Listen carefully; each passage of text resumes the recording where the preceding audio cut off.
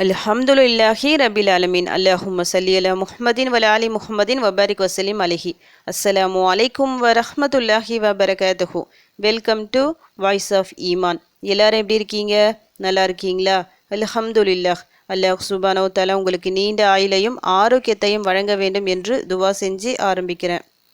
புனித மாதமான ரமதான் மாதத்தை வரவேற்க தயார் நிலையில் உள்ளோம். அல்ஹம்துலில்லா. இந்த ஒரு ரமதான் மாதத்தில் அதிகமாக இபாதத்துகள் செய்ய அல்லாஹ் சுப்ஹானஹு வ தஆலா நம் அனைவருக்கும் உடல் அளவிலும் மனதளவிலும் உதவி செய்வானாக. ஆமீன்.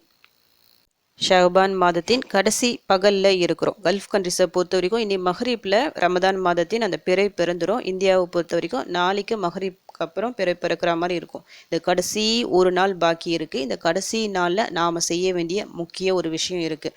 இந்த ரமதான் மாதத்தில் நாம் எப்படி அணுகிறோம்? தூய்மையான உள்ளத்தோடு அணுகிறோமா? நாம் செஞ்ச பாவங்களுக்கு எல்லாம் அல்லாஹ்விடம் மன்னிப்பு கேட்டுட்டோமா? மற்றவங்களுக்கு ஏதாவது அநீதி இழிச்சிருந்தால் அவங்கக்கிட்ட போய் மன்னிப்பு கேட்டோமா சொல்லிட்டு ஒரு முறை நல்லா யோசித்து வச்சுக்கிங்க. ஏன்னா நம்ம சேனலில் நிறைய நான் வீடியோ போட்டிருக்கேன். தௌபாவிற்கான துவாக்கள் நிறைய போட்டிருக்கேன். அந்த துவாவை ஊதி அல்லாஹ்விடம் தௌபா செஞ்சுருப்பீங்கன்னு நினைக்கிறேன். இனிமேலும் தாமதிக்காதீங்க. ஓதல்னா கூட இப்போ கூட டைம் இருக்குது. அல்லாஹ்விடம் தௌபா செய்யுங்க. எவ்வளவோ அதிகமாக தௌபா செய்ய முடியுமோ அவ்வளோ அதிகமாக தௌபா செய்யுங்க. ஏன்னா கடைசி நேரத்தில் நம்முடைய உயிர் தொண்டை குழியில் அடைகிற வரைக்கும் அந்த டைமில் கூட நம்ம தௌபா செஞ்சால் அல்லாஹ் ஏற்றுக்கொள்வான். அப்போ இப்போ செஞ்சால் ஏற்றுக்கொள்ள மாட்டானா? நம்முடைய கல்பை பொறுத்து தான். நம்முடைய கல்பை ஃபஸ்ட்டு தூய்மைப்படுத்தணும். தூய்மையான உள்ளத்துடன் அந்த ஒரு புனித மாதத்தை அணுகும்போது நிச்சயமாக ஏராளமான நன்மைகள் நமக்கு கிடைக்கும். இன்றைக்கி நான் ஒரு துவாவை சொல்கிறேன். இது வரைக்கும் விட்டவங்க எல்லாம் இந்த ஒரு துவாவை ஊதுனா எல்லாத்தையும் நீங்கள் வாரிடலாம். அத்தனை நன்மைகள் உங்களுக்கு கிடைக்கும். பாவம் மன்னிப்பும் உடனடியாக அல்லாஹ் உங்களுக்கு தருவான். நீங்கள் செஞ்ச எல்லா தீமைகளையும் பாவங்களையும் அல்லாஹ் நன்மைகளாக மாற்றி விடுவான். சிறந்த ஒரு துவா. ஒரு முறை ஓதுனாலே போதும், உங்களுக்கு நிறைய பலன் இருக்குது. இதை பார்த்து அலட்சியம் பண்ணாமல் கண்டிப்பாக ஓதுங்க. இப்போ உங்களுக்கு டைம் இல்லை ஓதுவதற்கு, தொழுகை முடிஞ்சுதான் ஓதுனோம்னா ஸ்க்ரீன்ஷாட் எடுத்து வச்சுக்கிட்டு அவசியமாக ஓதிக்கிங்க. இன்றைக்கி ஃபுல்லாக இந்த துவாவை ஒவ்வொரு வேளை தொழுகைக்கு பிறகு ஒரு முறை ஓதுற மாதிரி பார்த்துக்குங்க. அந்த துவா என்ன சொல்லிட்டு இப்போ நான் உங்களுக்கு ஓதி காமிக்கிறேன். அல்லாஹும்ம அன்த ரப்பி லா இலாஹ இல்லா அன்த ஹலக்தனி வ அன அப்துக வ அன அல அஹ்திக வ வஅதிக மாஸ்ததஅது அஊது பிக மின் ஷர்ரி மா ஸனஅது அபூஉ லக பிநிஅமதிக அலைய வ அபூஉ பிஸன்பி ஃபக்ஃபிர்லி ஃபஇன்னஹு லா யக்ஃபிரு ஸுனூப இல்லா அன்த. அல்லாஹும்ம அன்த ரப்பி லா இலாஹ இல்லா அன்த ஹலக்தனி வ அன அப்துக வ அன அல அஹ்திக வ வஅதிக மாஸ்ததஅது அஊது பிக மின் ஷர்ரி மா ஸனஅது அபூஉ லக பிநிஅமதிக அலைய வ அபூஉ பிஸன்பி ஃபக்ஃபிர்லி ஃபஇன்னஹு லா யக்ஃபிரு ஸுனூப இல்லா அன்த. யா அல்லாஹ், நீயே என் அதிபதி. உன்னை தவிர வேறு இறைவன் இல்லை. நீயே என்னை படைத்தாய். நான் உன் அடிமை. நான் உனக்கு செய்து கொடுத்த உறுதிமொழியையும் வாக்குறுதியையும் என்னால் இயன்றவரை நிறைவேற்றியுள்ளேன். நான் செய்தவற்றின் தீமைகளிலிருந்து உன்னிடம் நான் பாதுகாப்பு கோருகிறேன்.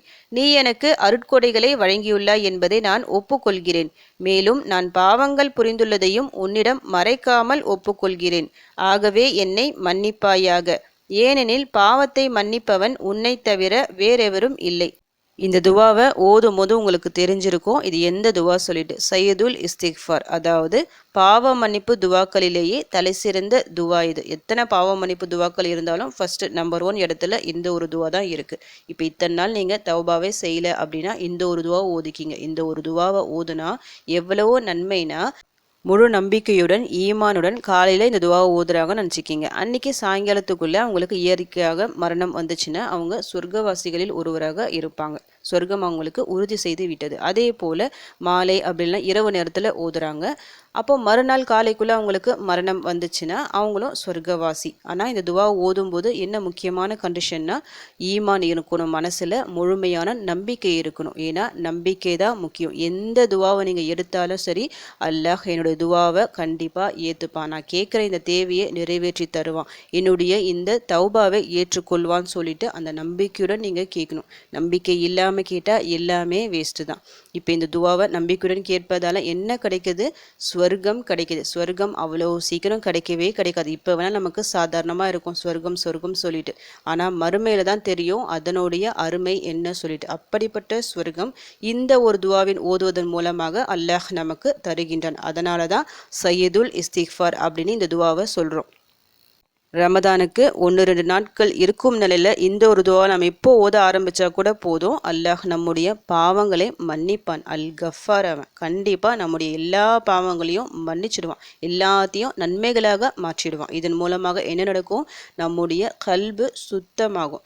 சுத்தமான ஒரு கல்போட ரமதான் மாதத்தை நாம் எதிர்கொள்ள தயாராகுவோம்.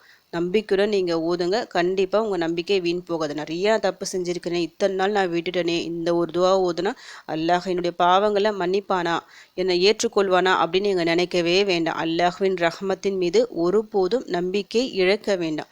இந்த ஒரு துவாவை எடுத்து ஓதிக்கிங்க. இந்த துவாவை இன்றைக்கி தான் ஓதணுமா, அதாவது ஷாபான் மாதத்தின் கடைசி நாட்களை தான் ஓதணுமா கேட்டால், நீங்கள் டெய்லியும் ஓத வேண்டிய துவாக்களில் இந்த ஒரு துவாவும் முக்கியமான துவா. இந்த துவாவை இந்த சமயத்தில் நான் ஏன் ஞாபகப்படுத்துகிறேன்னா, ஏன்னா கடைசி நாட்கள் இருக்கு, தூய்மையான ஒரு உள்ளத்துடன் நம்ம அணுகணும். அப்போ இந்த ஒரு துவா ஓதுவதன் மூலமாக எல்லாருக்கும் அந்த பாக்கியம் கிடைக்கும். இந்த துவாவை மனப்பாடம் செஞ்சு வச்சுக்கிட்டு ரமதான் மாதத்தின் ஒவ்வொரு நாட்கள்லையும் ஓதுங்க. ஏன்னா ரமதான் மாதத்துல கண்டிப்பா நம்ம பாவ மன்னிப்பு கேட்கணும். யார் ரமதான் மாதத்துல பாவ மன்னிப்பு கேட்காம அல்லாஹ் அவங்க பாவங்களை மன்னிக்காம அந்த ஒரு மாதத்தை கடந்து போறாங்களோ அவன் நாசமடையட்டும் சொல்லிட்டு ஜிப்ரயில் அலைஹி வஸல்லம் அவங்க சொன்னபோது நபி ஸல்லல்லாஹு அலைஹி வஸல்லம் அவர்கள் ஆமீன் அப்படின்னு சொல்கிறாங்க. அப்போது எவ்வளோ ஒரு சாபத்தை பெற்று தரக்கூடிய செயல் பாருங்கள். ரமதான் மாதத்தில் நம்ம பாவம் மன்னிப்பை கேட்காம இருப்பது அல்லாஹ்வின் சாபம் வரும். ஜிப்ரயில் அலைஹிஸ்ஸலாம் அவங்க சாபம் உண்டாகட்டும் அப்படி சொல்கிறதால என்ன இது? அல்லாஹ்வின் சாபம். அதை தான் அவங்க அப்படி சொல்கிறாங்க. அல்லாஹ்வின் சாபம் இருக்குது, நபி ஸல்லல்லாஹு அலைஹி வஸல்லம் அவர்கள் சாபம் இருக்குது. அப்போது கண்டிப்பாக நாம் தௌபா செய்யணும். இந்த ஒரு துவாவை செலக்ட் பண்ணி வச்சுக்கிங்க, சிறந்த ஒரு துவா. ஏன்னா அந்த ஒரு துவா ஓதுவதால் அன்று மாலைக்குள்ளே நமக்கு இவ்வளோ பலன் கிடைக்குது. ஒவ்வொரு நோன்பிலும் காலை மற்றும் மாலை இந்த துவாவை அவசியம் ஓதி வச்சுக்கிங்க. இப்போ இந்த நேரத்தில் நீங்கள் பார்க்குறீங்கள கடைசி நாட்களில் இருக்கிறதால ஒவ்வொரு வேளை தொழுகைக்கு பிறகு ஒரு முறை ஓதுனா போதும். மனப்பாடமாக தெரியாதவங்க பார்த்து ஓதிக்கிங்க, எந்த பிரச்சனையும் இல்லை. அதனுடைய தமிழ் அர்த்தம் என்ன, நம்ம என்ன துவா கேட்குறோம் சொல்லிட்டு அதையும் விளங்கி கேளுங்க அல்லாஹ்விடம். ஏன்னா நம்பிக்கையுடன் கேட்கணும்ல, நம்பிக்கையுடன் கேட்கணும்னா நாம் ஓதுவது என்னது சொல்லிட்டு நமக்கு தெரியணும். அதனால தான் தமிழ் அர்த்தத்தை நான் கொடுத்துருக்கேன். தமிழ் அர்த்தத்தை நல்லா படித்து பார்த்துட்டு அல்லாஹ்விடம் துவா செய்யுங்க. இதன் மூலமாக ஏராளமான நன்மைகள் அல்லாஹ் சுப்ஹானஹு வ தஆலா நம் அனைவருக்கும் வாரி வழங்குவான். நோன்பு சம்பந்தமான உங்களுக்கு ஏதாவது டவுட்ஸ் இருந்தால் கமெண்ட்ஸில் கேளுங்க, இன்ஷால்லா நான் உங்களுக்கு கிளியர் பண்ணுறேன். புனித மாதமான ரமதான் மாதத்தின் முழு நன்மைகளையும் பரக்கத்துகளையும் அல்லாஹ் சுப்ஹானஹு வ தஆலா நம் அனைவருக்கும் கிடைக்க செய்வானாக. ஆமீன். அல்ஹம்துலில்லாஹ். இந்த வீடியோ உங்கள் எல்லாருக்கும் யூஸ்ஃபுல்லாக இருக்கும்னு நினைக்கிறேன். நீங்கள் தெரிஞ்ச இந்த விஷயத்தை மற்றவங்களுக்கும் எத்தி வைங்க. இதன் மூலம் அவர்களும் பலனடையலாம். இன்ஷா அல்லாஹ். அடுத்த பதிவில் சந்திக்கலாம். ஜஸக்கல்லாஹு கைரன் கசீரா. அஸ்ஸலாமு அலைக்கும் வரஹ்மத்துல்லாஹி வபரகாத்துஹு.